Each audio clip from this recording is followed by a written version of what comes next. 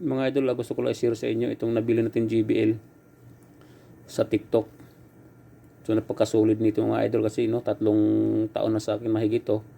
No, tingnan mo nagkabura-bura na yung pintura niya, pero solid pagka JBL. Alam naman natin na ang tibay nito at pangalawa yung tunog. Ito po, ang tinagan nito mga idol, no, pag nasira yung battery, pwede mo siyang palitan ng battery at na-order din sa TikTok. Ganun din sa speaker, pwede rin siyang palitan.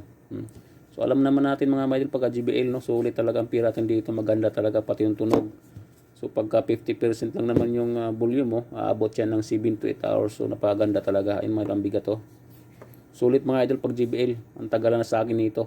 So ginagamit ko siya pag nasa baya ko at nagra-rides ako, nilalagay ko sa motor. So sulit. So ititesting natin mga idol yung tunog para makita rin ninyo.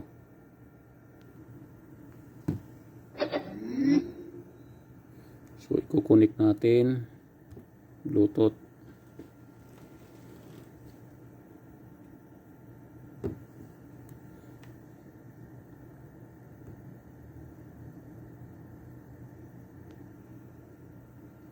So JBL Go to.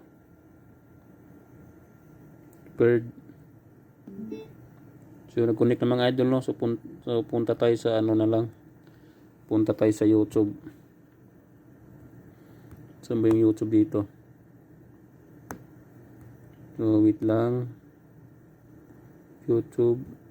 So hindi ko mahanap.